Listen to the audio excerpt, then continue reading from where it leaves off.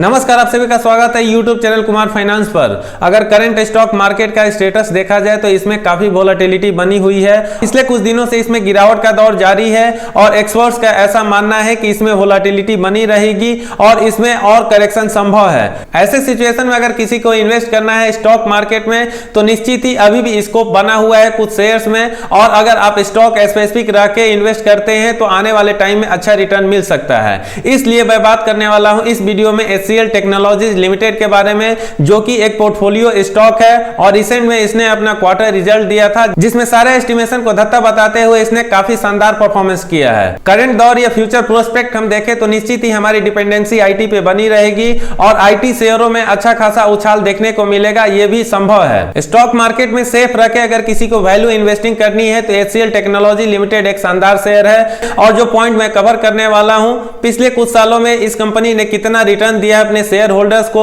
इसका ग्रोथ कैसा रहा, इसका सेल्स कैसा रहा, कुछ रीजंस इसमें क्यों इन्वेस्ट करना चाहिए, चाहे कोई एग्रेसिव इन्वेस्टर हो या डिफेंसिव इन्वेस्टर हो। इसमें से एक रीजन अमेरिका से भी लिंक है, उस पर भी हम नजर डालेंगे और साथ ही हम जानेंगे एक्सपर्ट्स की ओपिनियन की उनका क्या टारगेट है। सारी चीजों को कवर करने के लिए स्टार्ट करते हैं ये वीडियो।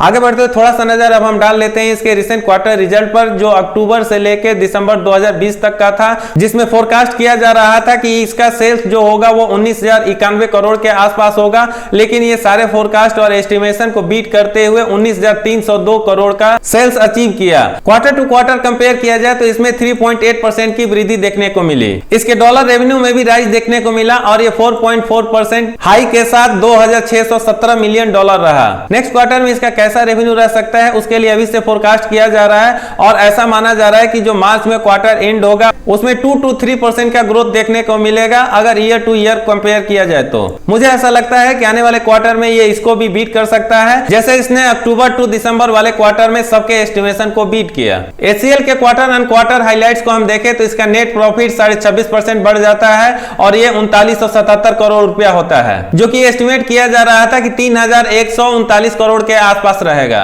EBIT मार्जिन इसका 22.22% रहा, जो 21.59% से बढ़ के हुआ। EBIT मार्जिन में एक्सपेंशन देखने को मिला डिस्पाइट इसके कि इस पीरियड में वेज हाइक्स भी रहे और कुछ अदर खर्चे भी हुए कोविड वगैरह की वजह से, लेकिन इन सब का बहुत ज्यादा असर नहीं पड़ा। ऑपरेटिंग इनकम पे नजर डाले तो इसमें भी 10.3% का ग्रोथ होता है और ये 4,437 करोड़ होता है। कंपेयर किया जाए 3911.5 करोड़ जो कि फोरकास्ट किया जा रहा था। कहने का मतलब है कंपनी ने जो खुद एस्टिमेट किया था उन सारे एस्टिमेशंस को इसके क्वार्टर रिजल्ट ने बीट किया। आगे बढ़ते हुए हम जान लेते हैं पिछले कुछ सालों का इसका बिजनेस परफॉर्मेंस और कितना तेजी से इसके बिजनेस में ग्रोथ हुआ और साथ ही इसने अपने शेयर होल्डर्स को कितना रिटर्न दिया है।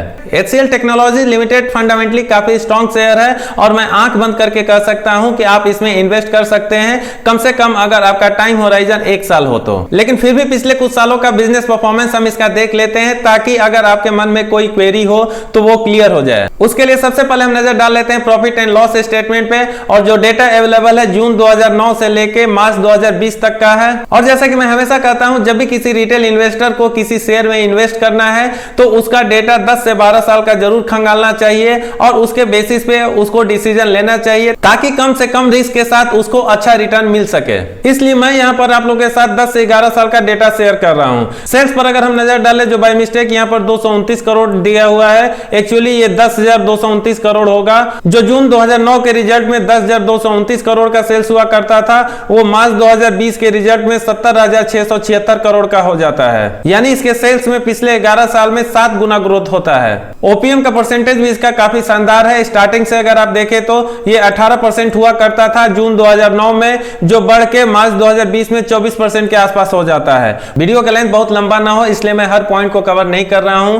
अब हम देख सकते हैं नेट प्रॉफिट जो 1320 करोड़ का हुआ करता था 2009 में, वो बढ़ के 11,057 करोड़ हो जाता है 2020 में। अर्निंग पर शेयर में भी इस कंपनी ने अच्छा खासा ग्रोथ दिखाया है। ये करीब 5 का हुआ करता था 2009 में, जो अब बढ़ के 41 के आसपास हो चुका है। अमूमन आईटी सेक्टर से आने वाली कंपनियां अच्छा डिविडेंड पे आउट करती है और HCL भी शुरू से ऐसा करते आ रही है। आप स्क्रीन पर देख रहे हैं कि इसका जो डिविडेंड पे आउट का परसेंटेज 36% हुआ करता था 2009 में और ये अब तक कंटिन्यू कंटिन्यू है और हर साल मोटा मोटी एक कंपनी डिविडेंड दे देती है अपने शेयर होल्डर्स को। चूंकि ऑलरेडी सेल्स ग्रोथ और हम इसका प्रॉफिट ग्रोथ देख चुके हैं, इसलिए हम कंपाउंडेड सेल्स ग्रोथ और कंपाउंडेड प्रॉफिट ग्रोथ पे नजर नहीं डालते हैं। इसका स्टॉक प्राइस CAGR पे नजर हम डाल लेते हैं, जो कि एक इंपॉर्टेंट हो जाता है किसी भी शेयर इन्वेस्टर्स के लिए। पिछले एक साल में इस कंपनी ने 64% का रिटर्न दिया है अपने शेयर होल्डर्स को, 3 साल में 27%, 5 साल में 18%, 10 साल में 23%। पर्सनली मैं ऐसा मानता हूं, जब भी शेयर 20% या इसके आसपास रिटर्न देता है CAGR में अपने इन्वेस्टर्स को,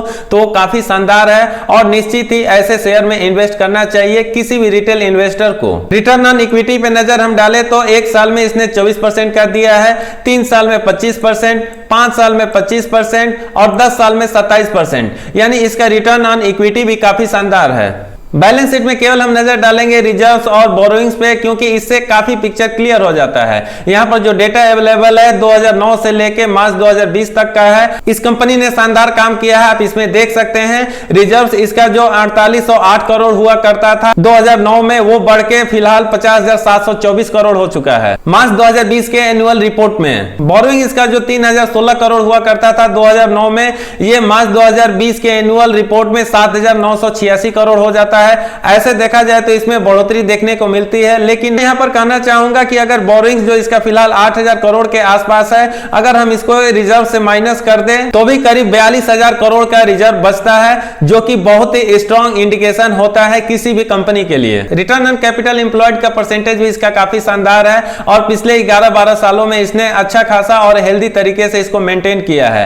2009 में 26% हुआ करता था, बीच के पीरियड में इसमें 41%, 46% हो जाता है, लेकिन जो इसका लास्ट एनुअल रिपोर्ट आया मार्च 2020 तक का, उसमें भी इसने 27% का ROCE मेंटेन किया है। शेयर होल्डिंग पैटर्न में जो प्रोमोटर्स की होल्डिंग 60% के आसपास बना हुआ था 2018 में, ऑलमोस्ट वो कांस्टेंट रहता है और अभी भी 60.33% बना हुआ है दिसंबर 2020 तक। FIIs की होल्डिंग में थोड़ा सा डिटोरिएशन देखने को मिलता है। मार्च 2018 में जो 26.5% के आसपास हुआ करता था, अब ये घट के करीब 25% हो गया है। DIs की होल्डिंग में थोड़ा बढ़ोतरी देखने को मिलती है। मार्च 2018 के डेटा के हिसाब से ये 9.78% हुआ करता था, जो अब बढ़ के 10.25% हो जाता है। गवर्नमेंट की होल्डिंग इसमें स्टार्टिंग से नगण्य बनी हुई है और अभी भी नगण्य ही है। पब्लिक की होल्डिंग पे नजर डाले तो 3.49% हुआ करता था मार्च 2018 में, और इसमें थोड़ा सा ऊपर नीचे होते हुए ये फिलहाल 4.46 बना हुआ है दिसंबर 2020 के डेटा के हिसाब से। यानी हम यहां पर कह सकते हैं कि प्रोमोटर्स हो, FII हो, DI जो सबका ट्रस्ट बना हुआ है, क्योंकि कंपनी का फंडामेंटल काफी स्ट्रांग है